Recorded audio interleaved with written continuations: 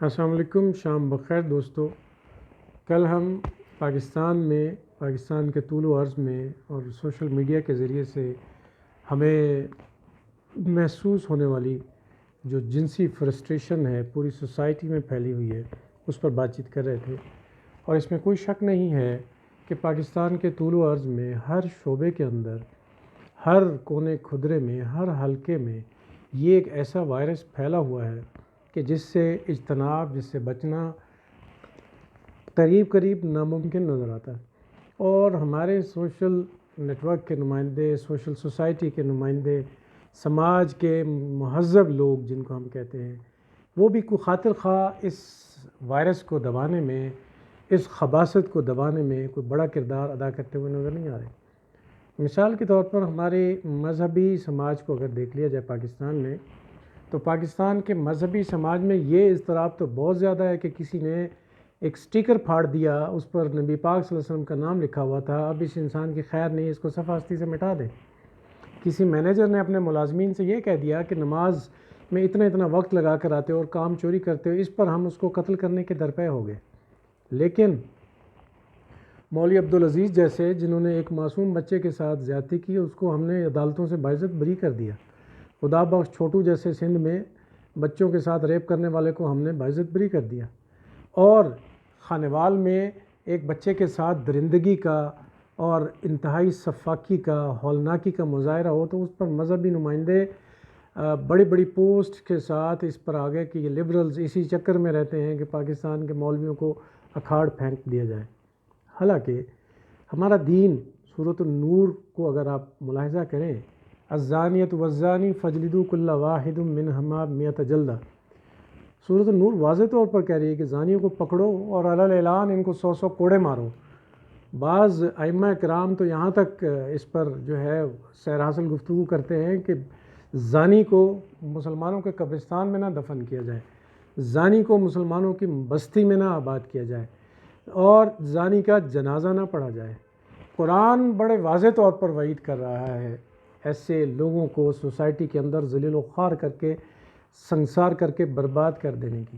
لیکن ہمارے مذہبی طبقے میں اس علی اعلان اور حقیقی جو اللہ تعالیٰ کی طرف سے حکم ہے کتاب مبین میں، اس پر تو کسی کا غم و غصہ نہیں پیدا ہوتا، کسی کی غیرت بیدار نہیں ہوتی۔ لیکن ہلکا پھلکا کوئی علامتی طور پر ادھر ادھر کی کوئی بات ہو جائے تو مذہب کی توہین آڑے میں آ جاتی، توہین مذہب کے جلوس نکل جاتے ہیں اور توہین مذہب کے نام پر انسانوں کو قتل کر دیا جاتا ہے۔ میں اپنے ان مذہبی دوستوں سے، بھائیوں سے پوچھنا چاہتا ہوں، کس دنیا کے کس دھرم نے سیدنا آدم علیہ السلام سے لے کر جناب رسالت مآب صلی اللہ علیہ وسلم تک، کس مذہب نے جنسی آزادی کی آپ کو اجازت دی ہے، یا جنسی آزادی کو فروغ دینے کی اجازت دی ہے، یا جنسی آزادی پیدا ہو جانے پر لوگوں کو پکڑنے کے لیے کس نے روکا ہے؟ لیکن ہمارا اسلامی نام نہاد اسلامی جمہوریہ پاکستان، جس میں علی اعلان بہت ساری تعزیرات، اس کے باوجود بھی درندگی بدرجہ اتم موجود ہے۔ ہم کہتے ہیں ان الصلاۃ تنہی عن الفحشاء والمنکر، نماز جو ہے فحاشیوں سے، منکرات سے روکتی ہے، اور دنیا کے 5 بڑے ملکوں کی فہرست میں ہمارا نام ہے جو سب سے زیادہ حج کرتے ہیں، اور انہی لسٹ میں، انہی فہرست میں دنیا کے ان 5 بڑے ملکوں میں بھی ہمارا نام ہے جو جنسی ویب سائٹس پہ بیٹھ کر صبح دوپہر شام رات جو ہے فحاشی اور عریانی پر مبنی تصاویر، فلمیں، ڈرامے، پتہ نہیں کیا کچھ دیکھتے ہیں۔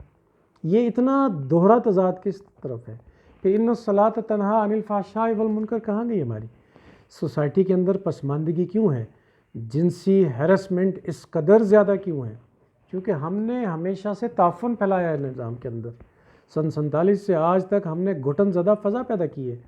دنیا میں 56 سے زیادہ اسلامی ممالک موجود ہیں، ایک آدھ کے علاوہ پوری دنیا میں مخلوط نظام تعلیم ہے، کوئی قید و بند اور کوئی بریکٹس میں نہیں بند کیا گیا کسی جینڈر کو جو ہمارے ہاں ہے۔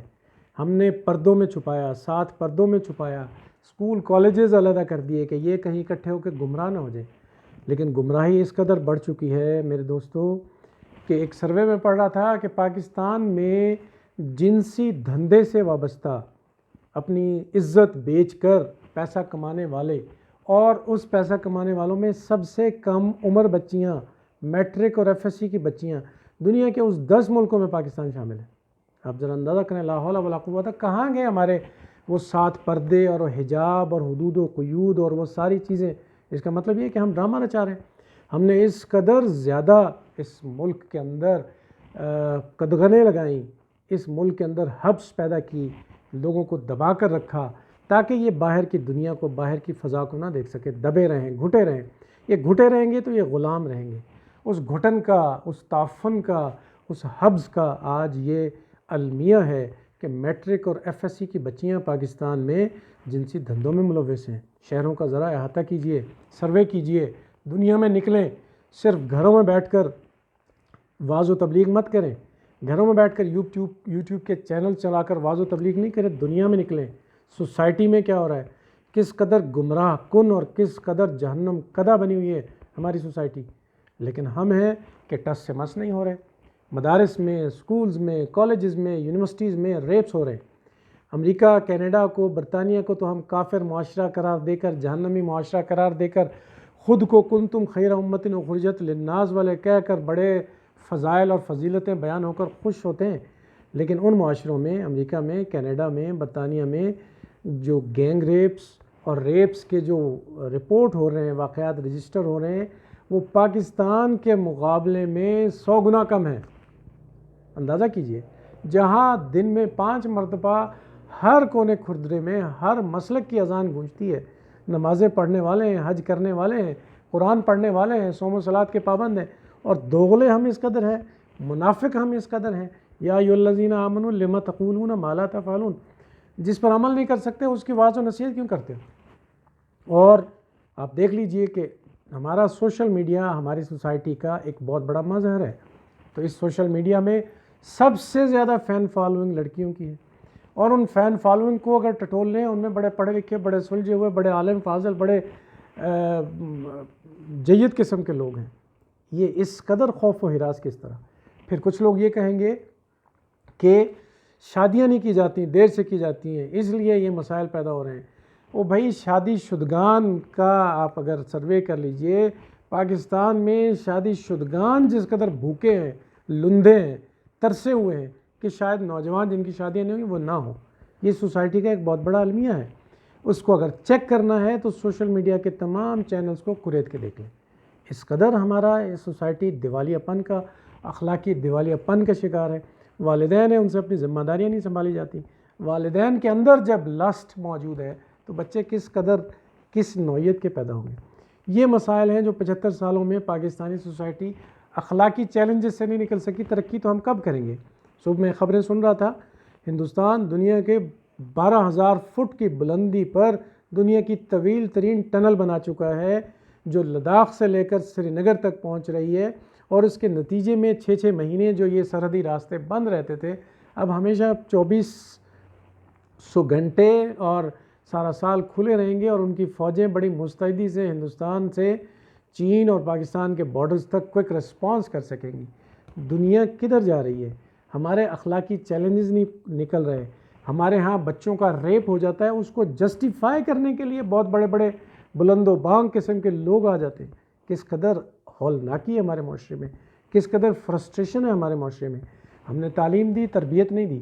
جب غیر تربیت یافتہ اساتذہ سوسائٹی میں آئے تو سوسائٹی اس وقت آپ کی المیوں کا شکار ہے. ہم نفرت کرتے ہیں خنزیر سے، مذہب نے ہمیں پڑھایا، لیکن خنزیر سے بھی زیادہ متنفر ہمارے اخلاقی رویے ہیں آج اس سوسائٹی میں. اس پر ذرا غور کریں. ہم سب صاحب اولاد ہیں، ہمارے بچے ہیں. اگر ہم اس ہیرسمنٹ سے، اس لرچنگ سے، اس قدر جنسی جو ہیرسمنٹ سے نہیں نکلیں گے تو سوسائٹی تو ہم تباہی کی طرف لے کر جا رہے ہیں. آپ ٹک ٹاک دیکھ لیں صبح دوپہر شام، فیس بک کے ریلز دیکھ لیں صبح دوپہر شام، یوٹیوب اور سنیپ چیٹ پہ دیکھ لیں صبح دوپہر شام. کیا ہو رہا ہے سوسائٹی کو؟ سوسائٹی کا کوئی ٹارگیٹ ہی نہیں ہے. اور پھر الٹیمیٹلی ہمیں اندھا گنگا بہرا بنانے کے لیے ہمارے اوپر مذہبی ہجانات، ہمارے اوپر پڑوسیوں کے ساتھ دشمنیوں کے ہجانات، اور ہمیں نام نہاد ایک غیرت مند قوم کا وہ دے کر، جس کے اندر کچھ بھی نہیں، کھوکھلی قوم ہے، لالی پاپ دے کر سلا دیا جاتا ہے. ان خطوط پر سوچا کیجئے اور قوم کی تربیت اور اخلاقی معیار بلند کرنے کی طرف جد و جہد میں آگے بڑھیں. اپنا بہت سارا خیال رکھیں.